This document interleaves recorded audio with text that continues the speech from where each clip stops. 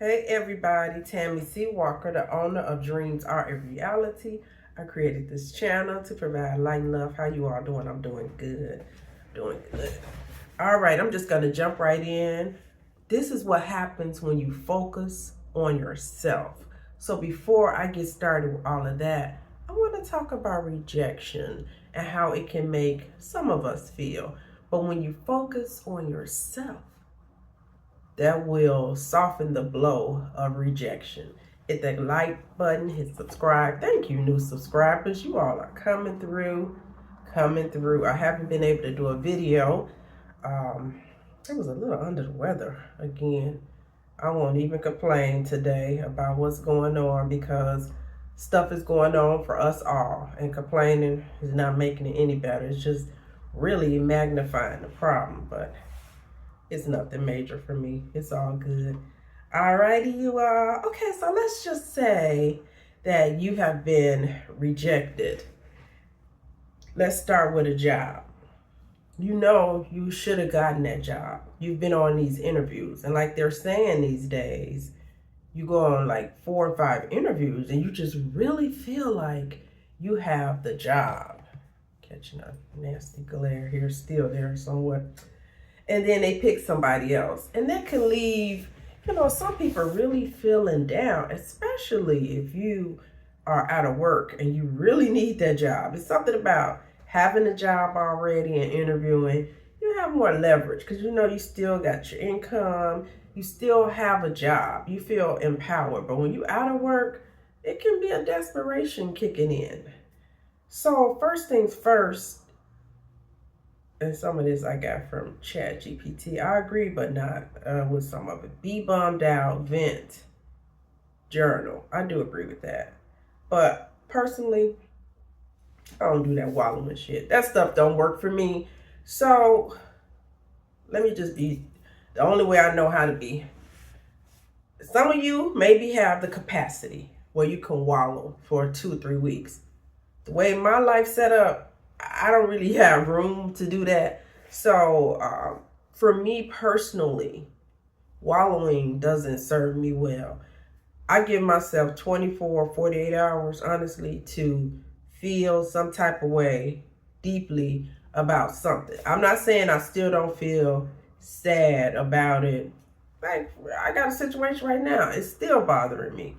But I'm not going to sit and wallow in it because rent got to be paid May 1st. I got my great nephew's prom today. I mean, it's just like, I could just go on and on. It's not just me, you too. Some of you have kids. I don't. Imagine if you have kids. When you have kids, you do not have time to wallow because your kid need feeding. You got to get this one to soccer practice. You got to pick up some grades. It's like, in the phrase of today, life be lifing. So wallowing, it's just not the best form for me. I think if you do have to wallow after a rejection, do it for a little while, but don't stay there because this is when people get in a rabbit hole that they can't get out. And, the unfortunate part is people are so busy now, be it right, be it wrong. Nobody's going to come and save you. And then you're just going to be wallowing until you can't come out of that. So this is why I always say on most of my videos, www.psychologytoday.com, and put in your zip code and get you some support. If you do still have a job, EAP provider offers 6 to 10 sessions or more per year for free. Take advantage of that. But don't sit and be sad by yourself, okay? You didn't get the job. And this is a phrase I can't relate to, and I'm not trying to shade nobody. I'm not good enough. That's just not something I felt. And I think maybe thanks be to my parents. I'm not sure. It just doesn't connect for me. Everybody has that thought in their head or thoughts. And I'm more or less speaking of the negative ones for right now. And I'm not good enough is not one that connects with me. I don't even feel like coming up with something negative. I knew that was gonna happen. I may say something like that. Or I should have known better. I should have known better. But not, I'm not good enough. But if you do feel like that, I'm not good enough, switch it up and say, maybe it wasn't the right fit. This is still in the job. Or you didn't get the job. For me, I say, God didn't want me there. Probably a layoff was coming up. Maybe the supervisor was going to be a jerk. Something stopped me from being there. And I'm going to get better in my next adventure. I remember being an intern, getting my social work master's degree. Oh God, I hope I'll start coughing, you all. And it wasn't the best experience. The supervisor I had, her schedule did not line up with mine, which was her problem, because they picked us to be their intern. We had a day of coming in there, interviewing, and the different supervisors picked us, and they were supposed to be available for us. I will be right back. Okay, you all. Woo. I had a sneezing fit, and I think here comes some more sneezes. God dog it. If it kills me, I'm gonna finish this video. Okay. Oh God. Anyway, I had this internship. Long story short, and the manager was not available for me. Her schedule didn't line up with mine, so sometimes I would go without supervision, which was a deficit for me. I don't even know if it's coming through this mic or through my phone. And I wouldn't get what I needed as a social worker intern. So I did talk to my other coworkers, and I noticed that they would know how to do treatment planning. They would know things that I didn't know as well. So when it was time for us to get hired after we completed our internship after 10 months, I noticed they were hiring younger. I mean, I don't want to say less experienced, but they had to be because they were younger than me, so they were less experienced in something. It don't matter. Nevertheless, they were getting hired left and right. And I felt I was in my feelings because they didn't hire me. Well, thanks be to God that a lady was there on Saturdays with me, a supervisor, and she took me under her wing. And she, I would have questions, so she would have me come in her office and she would help me. And to this day, we are friends. She has her own practice. I have my own practice. We, refer clients to each other. We talk about cases we may have. She's just a blessing from God. But if it wasn't for her, I wouldn't have done as well at that internship. So she had the inside scoop, and they were like, oh, no, Tammi Walker, she's disorganized. Now, you all, my background is a business major, business management, organizational management, business. My bachelor's is in business organizational management. But the Virgo, the one thing she is organized. She is very organized. So that was just a lie. And I remember feeling so rejected over that and so upset that they didn't hire me. But it ended up being okay. Now, that was in like 2018. I had to go through some little bit of stuff before I could get to where I needed to be. I took a job. It was terrible. Absolutely terrible. Dirty office, low pay. Just did not work. So I did that briefly for a few months. Quit that. Went back to corporate for 2 years. Made okay money. I did the private practice on the side. And then I ended up where I'm at now. And now it's time to move on again, I feel. My business is really growing. And I'm trying to get to my business full time. And I can feel it coming. Things are looking up. So I just wanted to talk to you all today. If, you are feeling rejected over a job, remember that maybe something better is down the road. Maybe that wasn't the right job for you. But don't internalize somebody else's misstep from not picking you as a candidate. Job interviews, that's the most unfair process.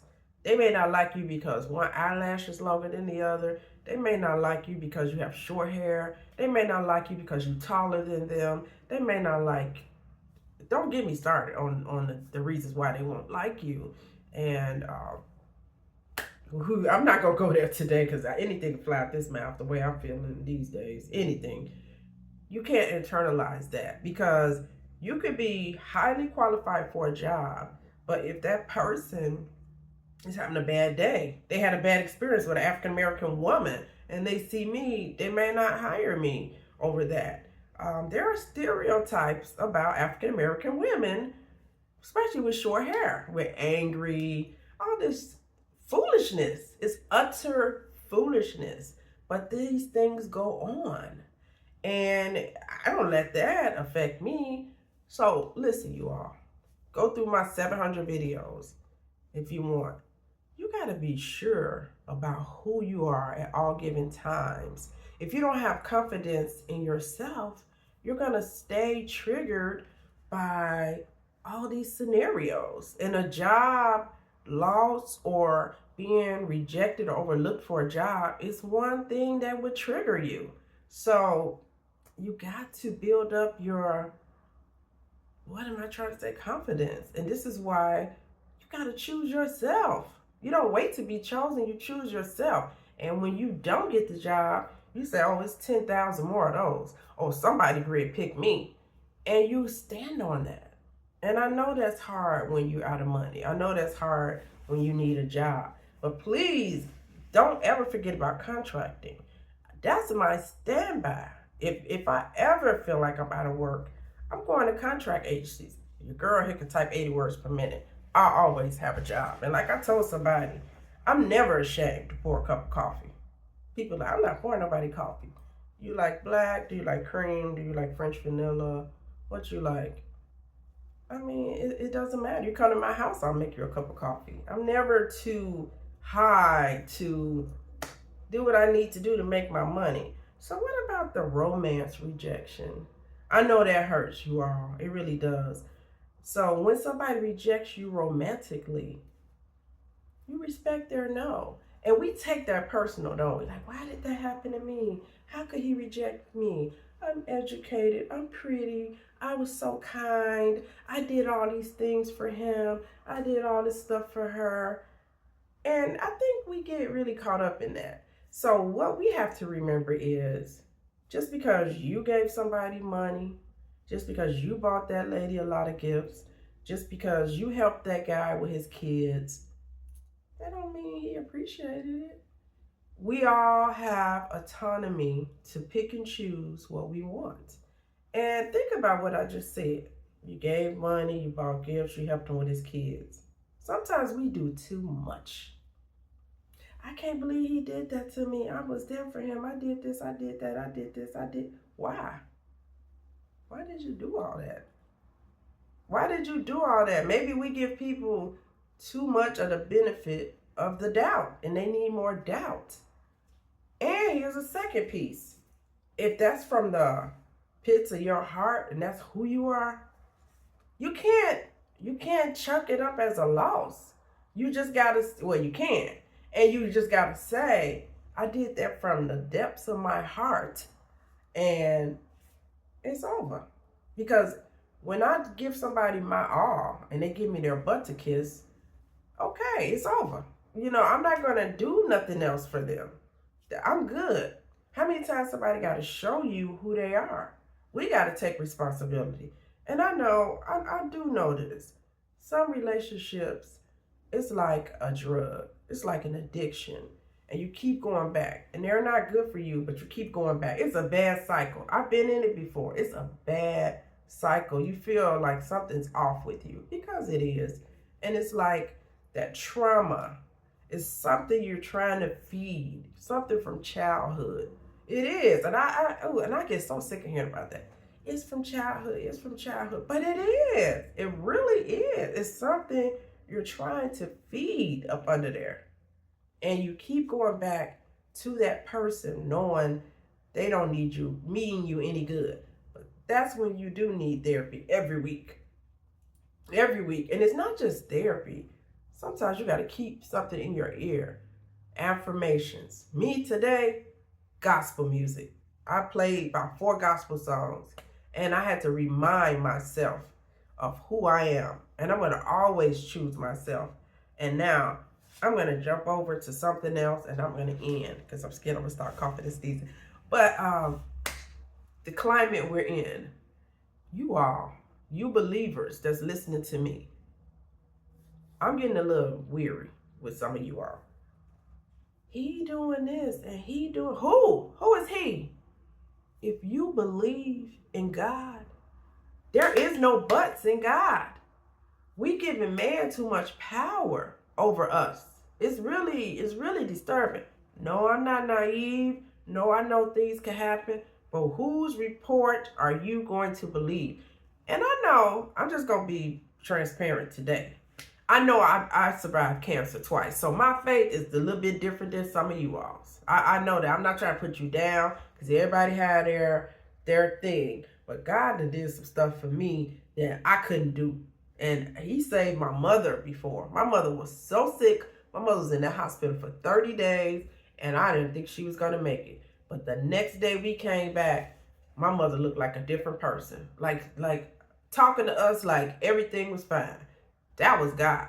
I had a severe case. I had aggressive form of breast cancer. Aggressive. I was 36 years old. There were no mammograms. I didn't have a mammogram yet because I was only 36.